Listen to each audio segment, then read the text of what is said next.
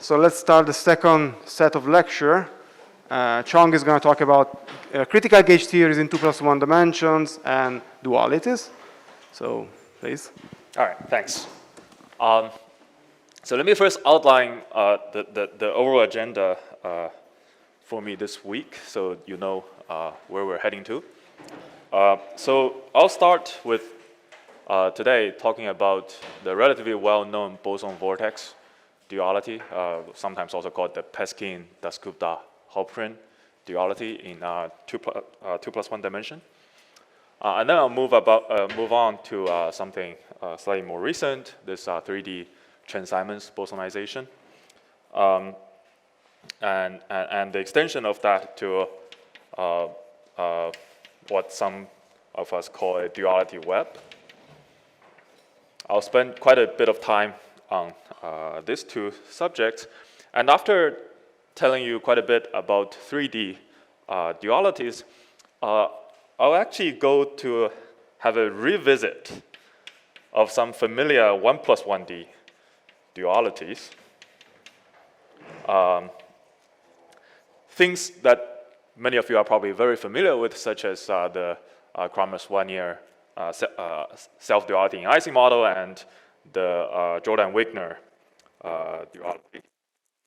The point is, of course, not to teach you about those dualities. The point is to show you some amusing parallel structure with what you will see in 3D. And after that, I'll talk about how we can understand some of the exotic quantum critical points in condensed matter system using what we learned from this critical gauge theories. Okay, so I'll talk about something known as deconfined quantum critical point.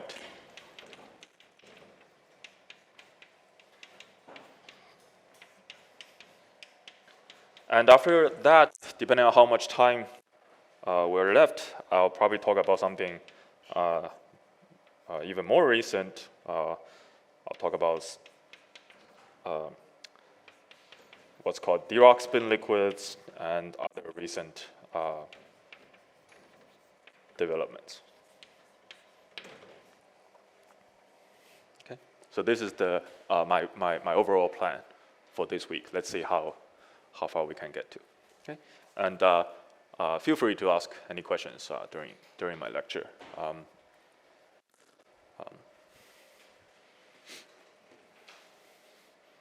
Okay, so let's begin. This is nice. Okay. All right, so let's begin today with the boson vortex duality.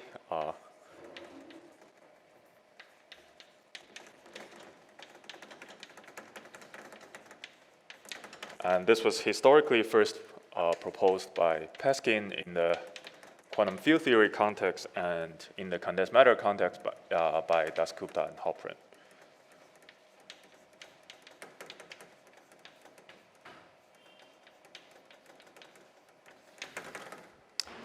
So let me directly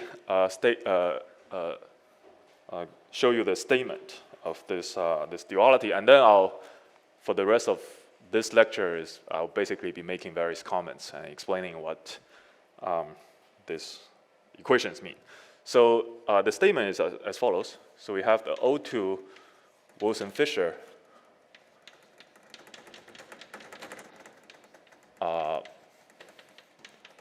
theory in 2+1. And let me write down the Euclidean Lagrangian, which is just a complex scalar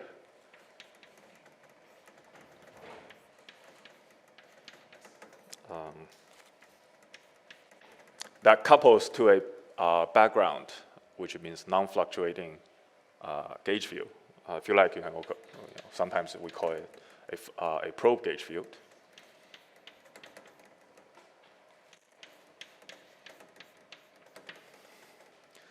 So again, the capital D just means the covariant gauge invariant derivative, gauge covariant derivative. Okay. So this theory, the statement is that it is due to I'll explain the meaning of this word later anyway. What's called the abelian Higgs model.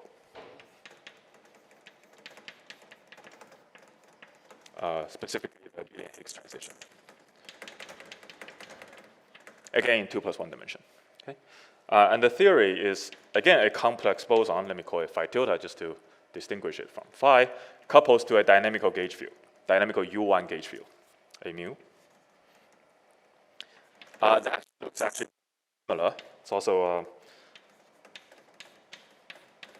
this minimal coupling with a fine-tuned mass.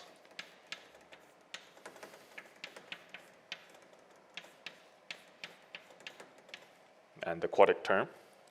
But then since I have a since I have a U1 gauge theory, I better have also the Maxwell term. So F mu nu is the field strength. And this theory doesn't have coupling to capital A yet. So I'll add another term, a coupling to the capital A. So let me explain the notation here in case you're not familiar. So this is a mutual transignments, or if you like, BF term. And whenever I write something like ADA, you can think of it as just this guy.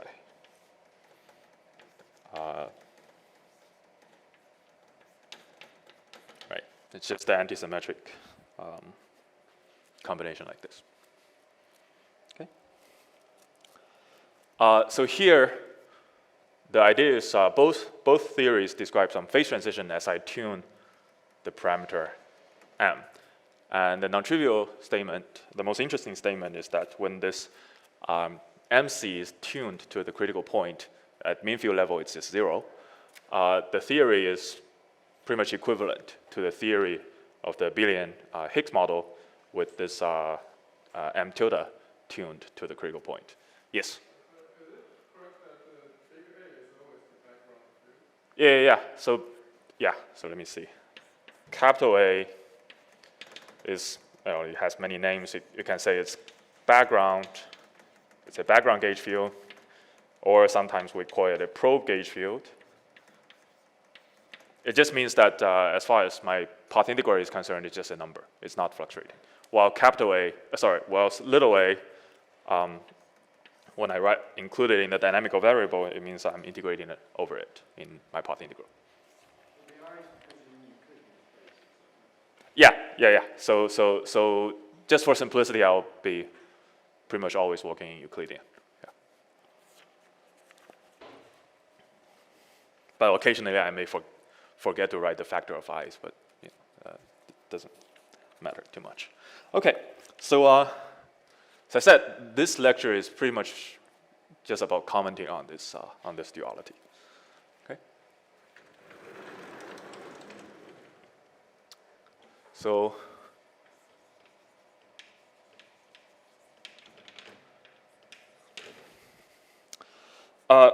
the first statement is that both theories, as quantum field theories, they make sense. Okay.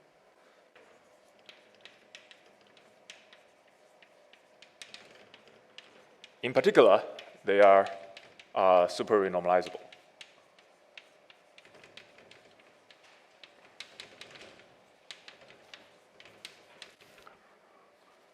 Meaning that both theories can be thought of as free theory, Gaussian essentially, plus relevant interaction, plus some relevant coupling. So here the relevant couplings are things like mass, the quadratic coupling, the quadratic coupling, the Maxwell coupling. So both lambda and the E square, and the lambda tilde on the abelian Higgs side, they have dimension. Their dimensions are same as the momentum. Okay. Which means this coupling strength naturally plays the role of the UV cutoff. So we don't need to separately impose UV completion on this theory. Okay. And also for this reason, the two theories look actually very different in the UV, because in the UV, they are just some manifestly free Gaussian theory, and you can check their property. You'll find that they're not the same. Right? So in the UV, they are not. So not the same UV. So when I say they are dual to each other, at most, that can be true when I flow to the IR after I turn on the relevant provision. Okay? So duality is can be true at most in IR. Okay, and they are dual in terms of universal properties such as critical exponents and phase diagram and so on. Okay, so that's the first comment. The theory is really the duality is really an IR duality, and this will be true for pretty much all of the dualities I will be talking about this week. The second point is that if you read the literature, in fact, the original Dasgupta-Halpern and the Peskin paper mainly talk about the lattice version of this duality. Right? Essentially, there's some lattice definition of the O2-Wilson-Fisher, and there's some lattice definition of the abelian-Higgs. And if you adjust the lattice couplings properly, you can show that they are exactly the same. So that would be a duality that's exact both in the UV and in the IR. Right? I mean, if they're the same in the UV, of course they are the same in the IR. So that's exact. However, that exact duality on the lattice does not automatically imply this duality as a continuum field theory, because those lattice versions, those lattice models are at strong coupling. At least one of them will always be. And with a strong coupling lattice model, the continuum limit is hard to justify, and in particular, we don't know a priori if such a lattice model will have the same IR fate as this renormalizable field theory. Okay? So does not prove the continuum IR duality.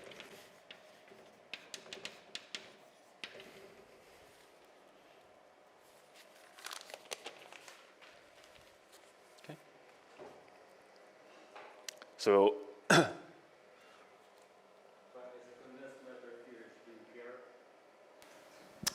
sometimes, depending on your purpose.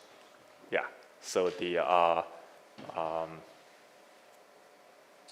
and that's probably part of the reason why this point was not very much emphasized. But but if, for example, you are asking about critical properties, right? The question is the phase transition unique? Right, if you get some continuous transition. So when you start to care about that kind of question, yeah, this question becomes important. But if you only care about some lattice realization, yeah.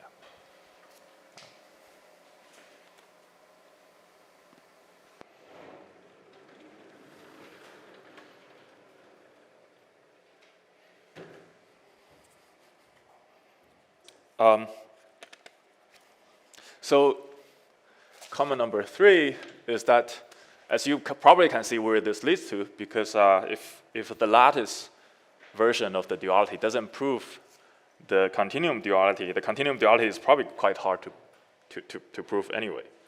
So the IR duality typically is very hard, if possible at all, at least I don't see any way, to prove. Okay. So what we can do is to try to check various necessary conditions as much as we can to see if anything goes wrong, right?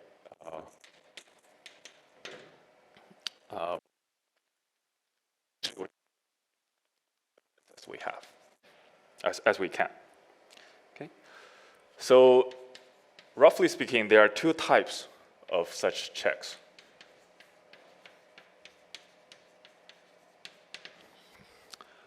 The first type, I would say, it's a dynamical check.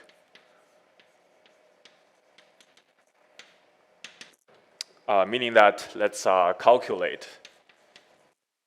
Let's work very hard and calculate universal properties, right? So things like critical exponents and so on.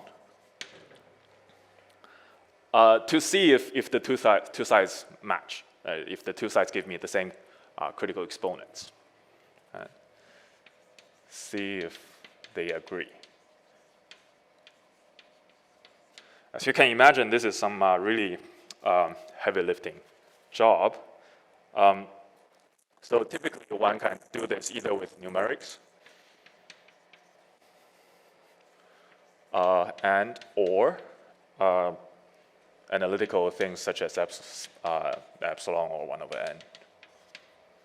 Okay. So for this Dasgupta-Halperin duality, the numerics has been done. It's actually a relatively recent thing. So this is done by quite a few people. Let me just give two references. And then there's Ka. Essentially, they did some Monte Carlo simulation.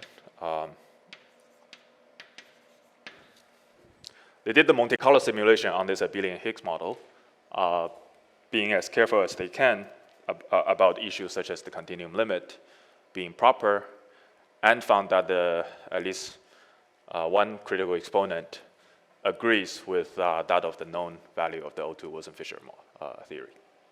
So that's considered a very strong evidence. Okay. It's strong enough that nobody seriously doubts about this duality nowadays. Okay. So those require obviously hard work. The other type of checks that typically a theorist does or can do is what I would say the kinematic type of checks. Right? You check about some essentially general aspect that if you have a duality, that you kind of expect that to be true. Things like symmetries, right? If you say two theories are the same theory, they better have the same symmetry. To Hooft anomaly.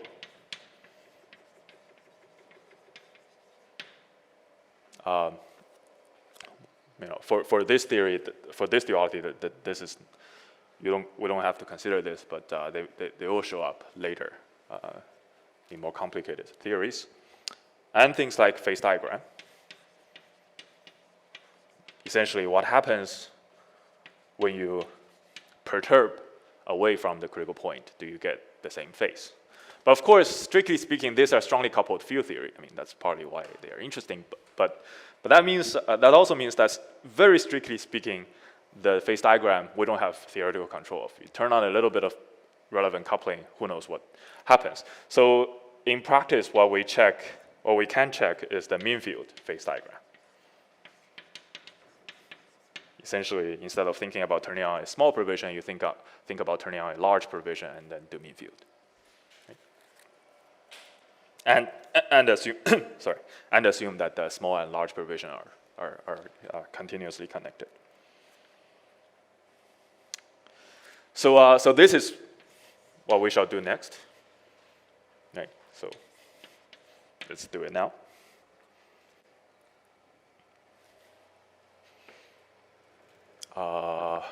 Let's see. What should I choose? Yeah, let me erase this one.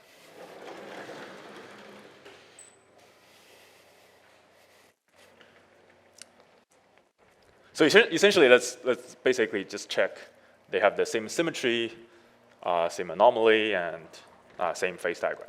So the first two are pretty easy for this one, because the only obviously interesting symmetry here is the U1 charge conservation, and both theories do have U1 symmetry, and that U1 symmetry has no 2-Hooft anomaly on both sides. So we don't have to worry about that aspect. So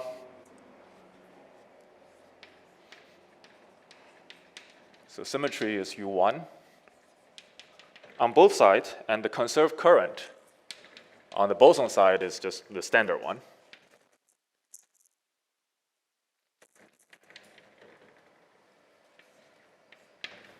All right. On the gauge theory side, this is sometimes called the topological U1 because the charge conservation comes really from the flux of your dynamical gauge field. All right, this is 1 over 2 pi. If you just take that Lagrangian derivative with respect to the probe gauge field, this is what you get. Which, if you write down the component, it's just this. So it's just the gauge flux, and the conservation of that follows from Bianchi identity.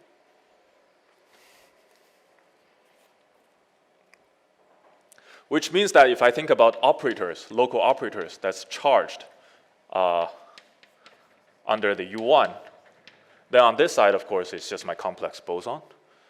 On this side, I want some gauging variant operator, so I don't want to think about things like phi tilde. That's not gauging variant. So I want a local operator that changes my charge by 1, but charges flux.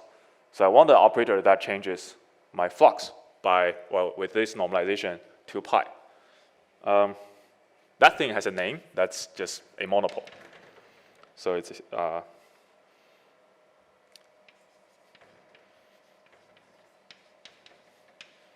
of the gauge field, a mu. Right. So we're now in 2 plus 1D space-time. So monopole is a point object in space-time. So sometimes people call that an instanton.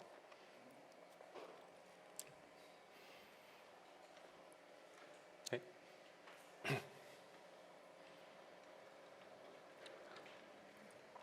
So now symmetry is checked. The remaining thing to check is the mean field phase diagram.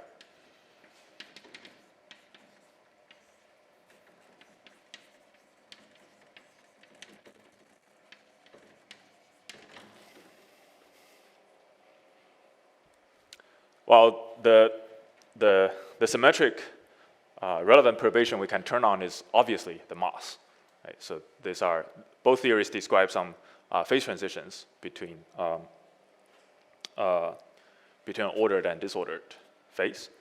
So let's look at what happens.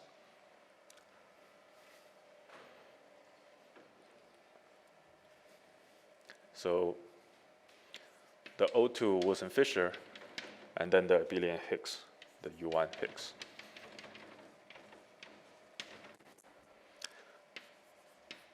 You can turn on a mass that's of this form, and the claim is that in terms of the phase you get, it's equivalent to the mass on the dual boson, this phi tilde, with the opposite sign.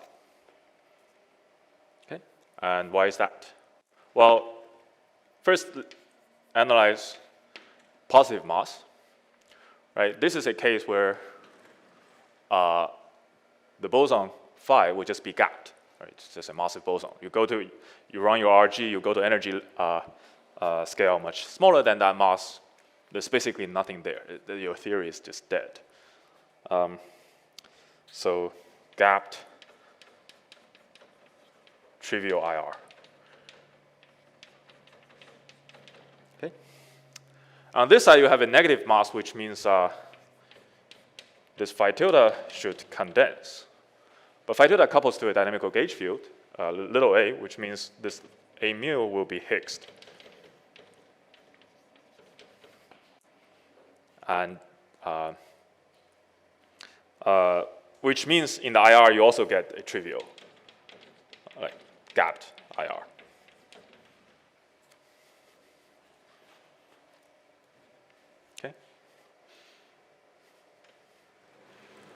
Let me see. Actually.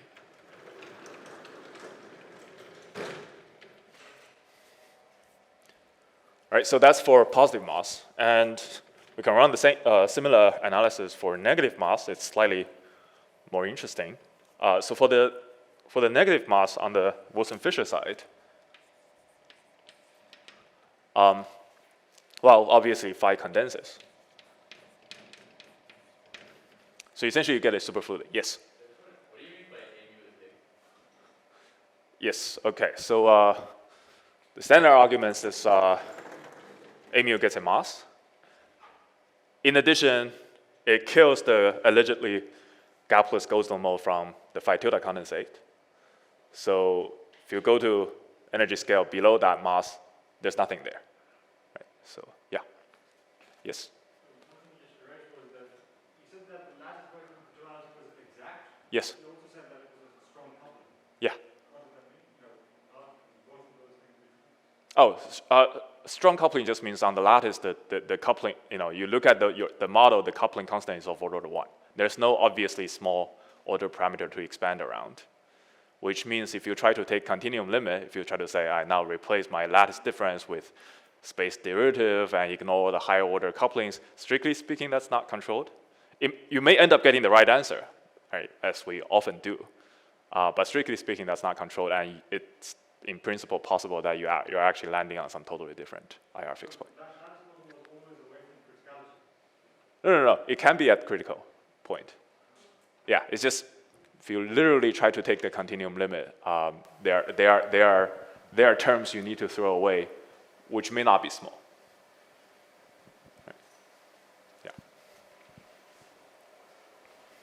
Yeah. Of course, I mean, let's say you take some rotor model, you can arrange your couplings so that the expansion becomes somewhat justified.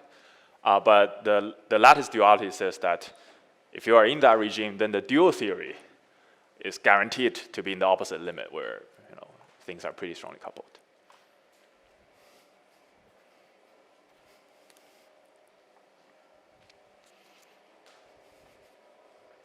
All right, okay. So this essentially you just get a superfluid or a ordered XY magnet, depending on your context. And in the IR is you just have the Goldstone mode.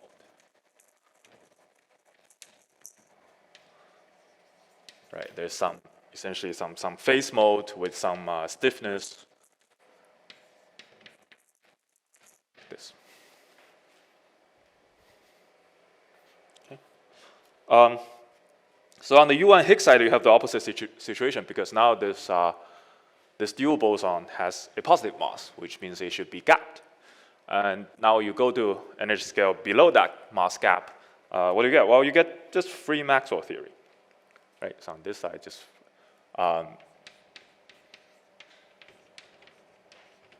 this guy, right? Plus this BF coupling.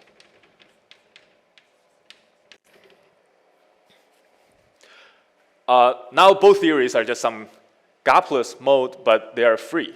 They're Gaussian, so you can do exact manipulation on Gaussian integrals, and it's a relatively well-known thing that these two are equivalent, right? And from a very sorry, roughly speaking, you can just count the number of modes.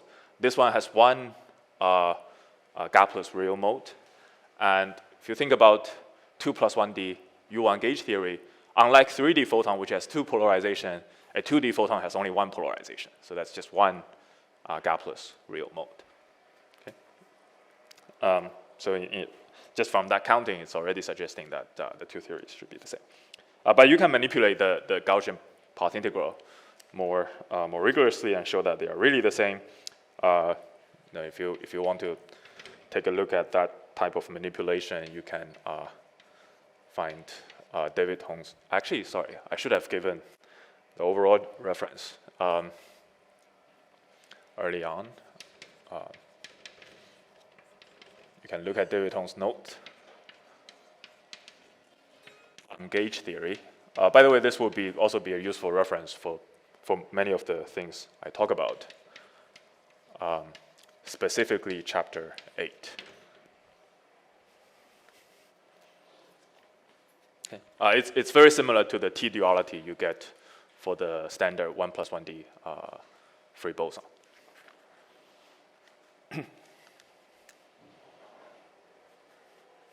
And also the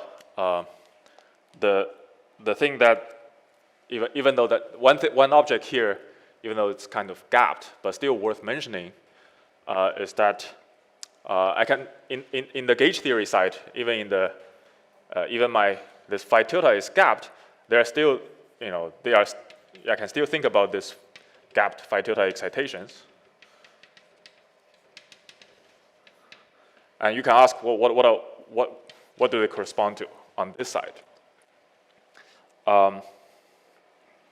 It turns out they are vortices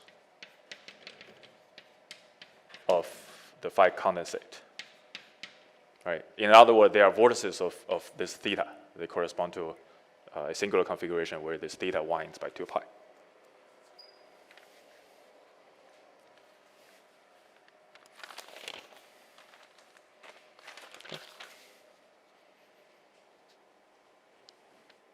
And similarly, on this side, when the mass is positive, I have my gapped phi boson, so I can still think about the gapped phi excitation. And you can ask, what does that correspond to here?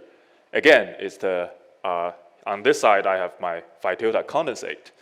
So what is phi here becomes the vortex of this phi tilde condensate. And because the phi tilde couples to a dynamical U1 gauge field, the vortex will also trap a 2 pi flux, right? Which is basically a manifestation of this operator correspondence, but in the specific phase of a gapped vacuum. And that is basically why this is called the boson-vortex duality, right? So boson in one theory is basically the vortex in the other.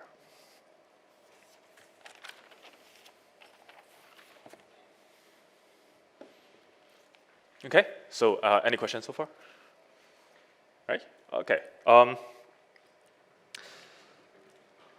So one final comment. Yeah, okay, I think I'm good. Let me.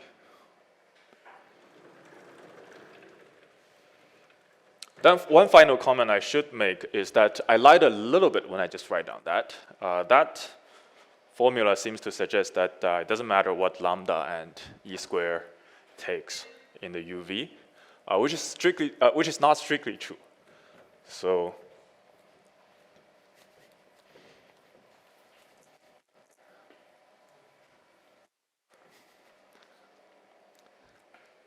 it turns out that duality is true only if on the abelian Higgs side, my UV coupling constant is such that the quartic coupling is more important or than the Maxwell coupling. Actually, I don't need it to be super large. I only need it to be larger than some critical value.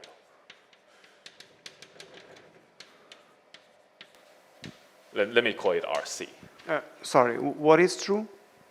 Oh, the duality. Ah, okay. Thanks. Okay.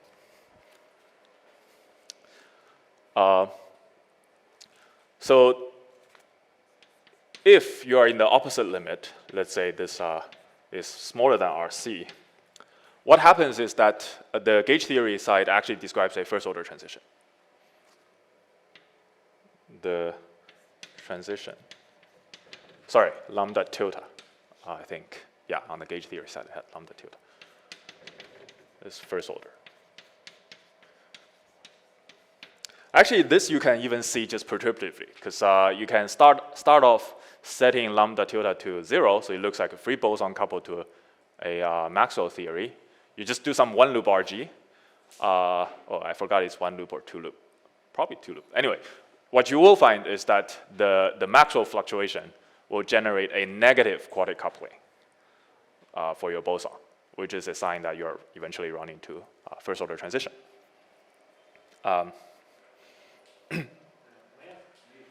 Yes. On the abelian fixed side, you have two coupled constants. Yes. And then it's only one. Sorry? And on the Wilson-Fisher, Yeah. it's only one coupling. Yeah, that is precisely the. But this is still a range. It's not. Oh yeah. Because what happens is if I call this R, this R flows. Only this rise.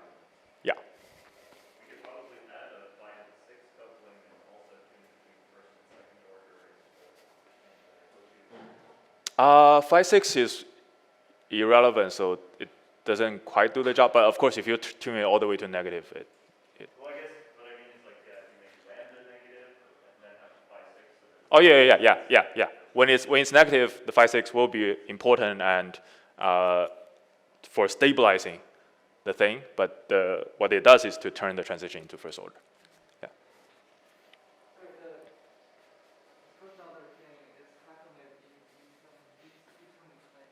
Sorry.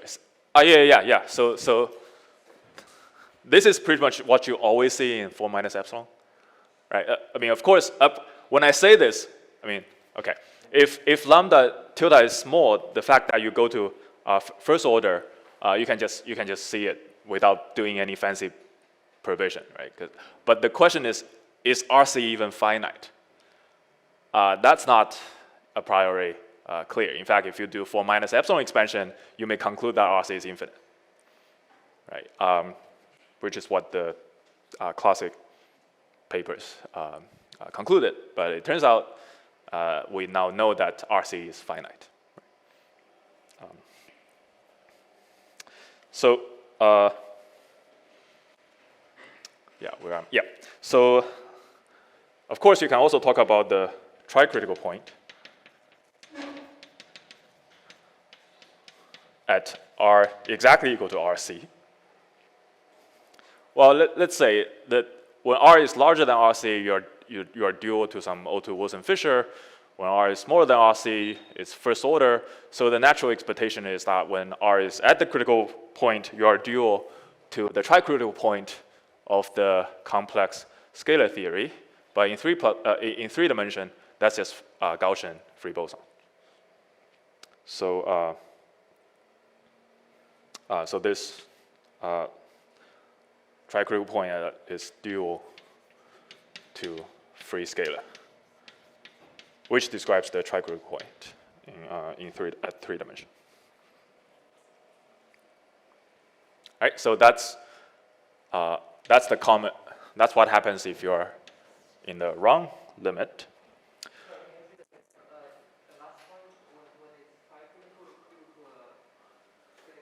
Well, I mean, the point is critical region is dual to the critical region of the O2 Wilson-Fisher.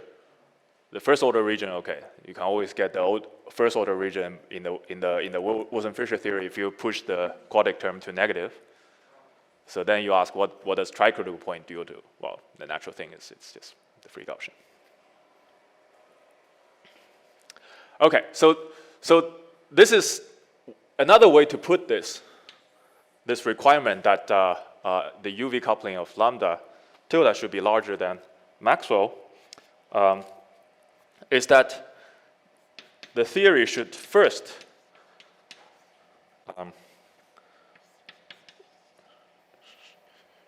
at first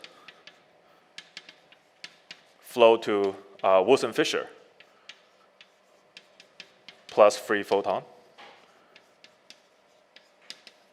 And then the gauge fluctuation kicks in only after you are reasonably close to the Wilson-Fisher,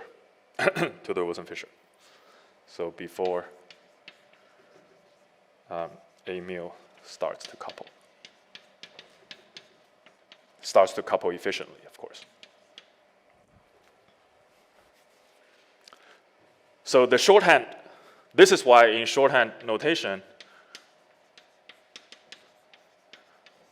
the duality is sometimes stated as the Wilson-Fisher fixed point, let's say probed by a gauge field capital A, is dual to a gauged Wilson-Fisher, meaning little a, coupled to a little a with a BF coupling. Of course, this is really a shorthand. The complete statement is really that one with the condition that lambda tilde is much larger than E square. But after we've understood all the subtleties, to proceed in the next 9 lectures, I will basically ignore such subtleties, right? So just convince ourselves that we know what we're doing, and then proceed with such shorthand, okay? And re-examine the thing if we really run into trouble. Okay, so I think time-wise that's about the time, right? Still 10, 15 minutes. 10, 15 minutes? Yeah, we started late. Okay. All right, so, okay, so any questions so far? Is there any way of writing down RG equations for either theory which would be expected, limiting our limit? There's no controlled one, right? So for example, we know the epsilon expansion works pretty well for O2. It does not for the abelian Higgs. Sorry? Sorry, can I say? Yes, yes. So you need to somehow make it relevant. It is relevant, and we want it to be relevant because that's saying your yeah, it's relevant, but that means it's saying that the gauge fluctuation is flowing to stronger value, and we need that because if the gauge fluctuation flows to weaker coupling, you can check quite easily that this duality doesn't make sense, right? I guess you want to bring in the vortices into the RG equation. Precisely, and that's why, and that's believed to be the reason why the 4 minus epsilon expansion doesn't work as well for the abelian Higgs. Yeah, and large N equally doesn't work really well for the abelian Higgs. So there's no, as far as I can tell, there's no controlled expansion scheme that makes the two sides agree. Yeah. And historically, that's why people, it was only till the lattice version came out that people started to take this seriously. Yeah.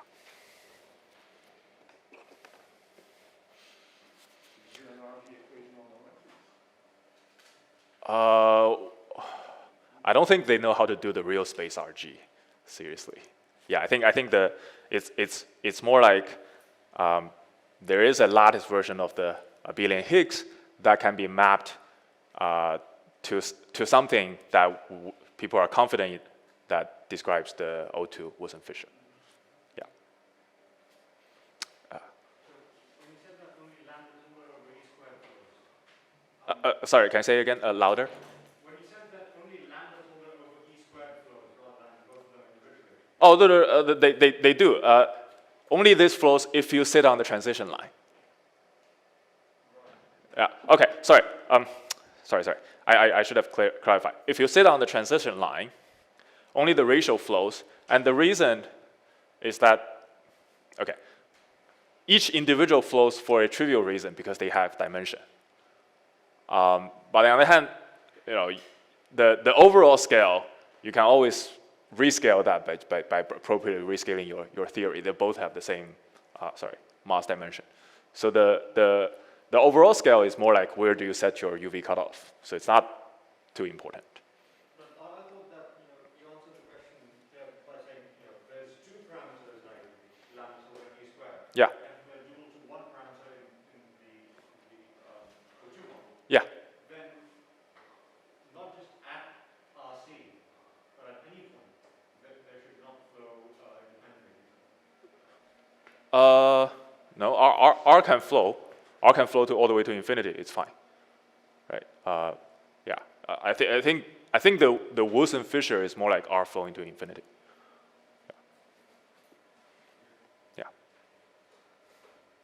So you say it's just an extra irrelevant operator. Yeah. Yeah. It's on the O2 side, it's some combination of phi 4 and phi 6 and so on, presumably. Yeah. I wanted to also ask a little bit more detail about these lattice models. Yeah. River models. Yeah. I mean, it's more like the Villain type, but yeah.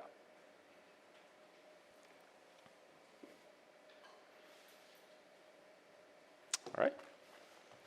Okay, so okay, let me just start with the next duality I want to talk about just by writing down the Lagrangian, and then we can have our break. I mean, this would be probably re-examining it anyway, but this will be like a teaser for the next one.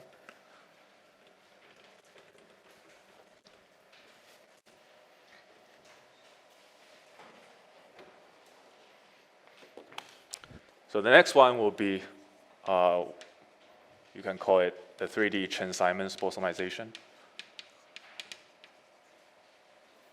Sometimes people just call it 3D Bosonization, but it's a little bit confusing because there are multiple things you can mean by that.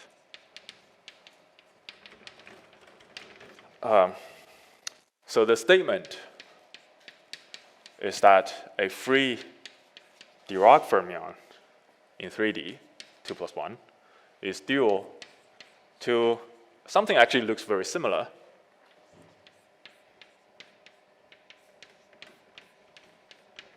Again, here I'm not paying too much attention to exactly how I put the quadratic and quadratic coupling and tune the mass to criticality. As I said, we'll not worry about these things from now on. But I do have a scalar field that couples to a dynamical gauge field, but now with a transignments at level 1. Okay. Of course, you can compactly write this as the Dirac fermion is dual to the Wilson-Fisher coupled to a fluctuating U1 gauge field with transignments term and the mutual coupling. Of course, I should have also written down a Maxwell term, but just as a shorthand notation, I'm throwing away. But when you actually define the theory, you need it. Okay, so I think this is probably a reasonable place to pause. And yeah, we'll reconvene after the lunch.